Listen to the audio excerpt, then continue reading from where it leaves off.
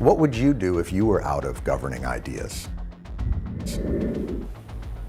If you didn't know how to govern a country of this magnitude and a country of this diversity, and you basically are running on government is broken, and then when you get in office, you have to be terrible to prove the original premise, like, it must be great to be able to do that. This government doesn't work, and by me not funding it and breaking it, see what I told you? Keep me in power. In a classic takedown, renowned TV host Jon Stewart has taken the Republican Party to task, shedding light on the mechanisms behind the party's enduring power and influence in contemporary American politics. Stewart, known for his incisive commentary, highlighted how the GOP strategically employs culture war issues as tools to manipulate and distract the public, ultimately gaining more power through fear politics. If you don't have ideas on governing, what do? Well, you do the purposeful distortion field that they create. In his critique, Stewart unmasked underlying motives driving both political parties, emphasizing a lack of genuine commitment to addressing the root problems confronting society today.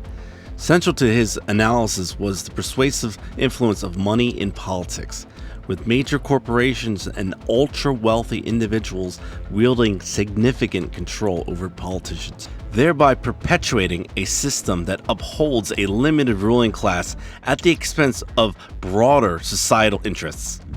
But it works, and by the way, right? Because it's emotional. Does it work? I don't know. Who's the president? Well, but I mean, it doesn't necessarily work. It gets people upset. It gets them angry. It makes them fearful about threats and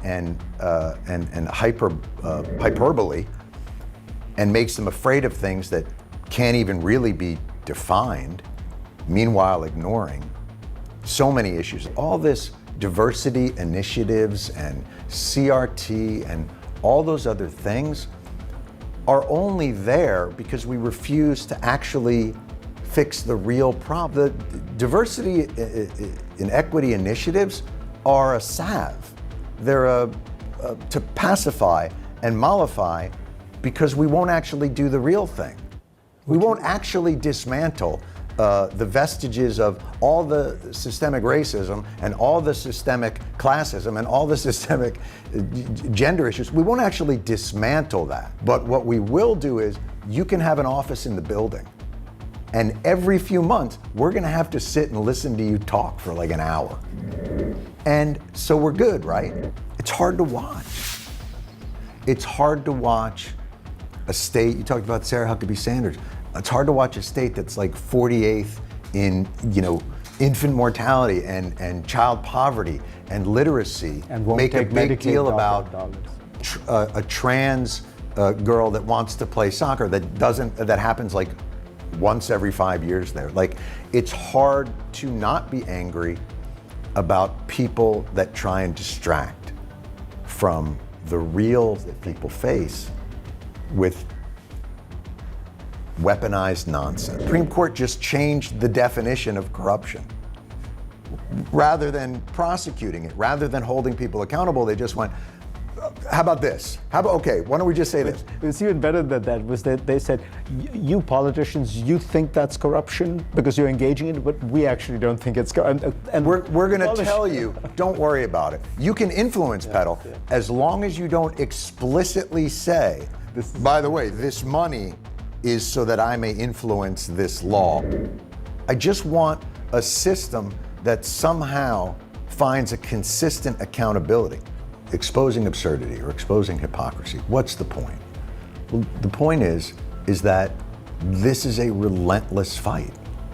They always talk about, the arc of the moral universe is long, but it bends towards justice. But it doesn't bend towards justice by gravity. Like, you have to bend it. And there's a bunch of people trying to bend it back. Stewart's interview on CNN was essentially a warning and a call to action. It's a call that should resonate with most Americans, especially because its vision of an informed public actively engaging with the political process to hold leaders accountable and instigate meaningful change.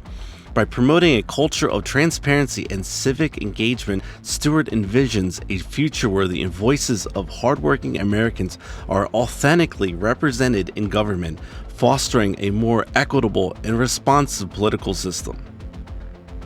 As his country wrestles with deep-rooted challenges and questions of political integrity, Stewart's impassioned interview should urge individuals to stay vigilant, seek out truth, and participate in shaping a political landscape that prioritizes the interests and well-being of all of its citizens.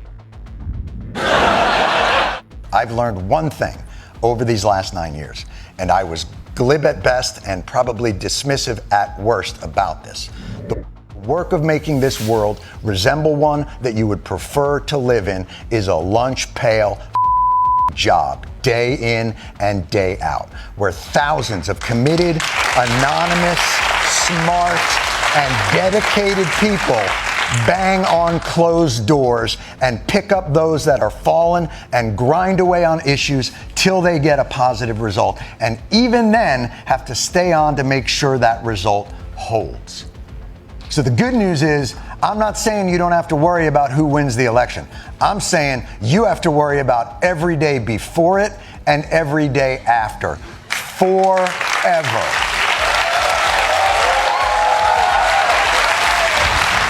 Although, on the plus side, I am told that at some point, the sun will run out of hydrogen.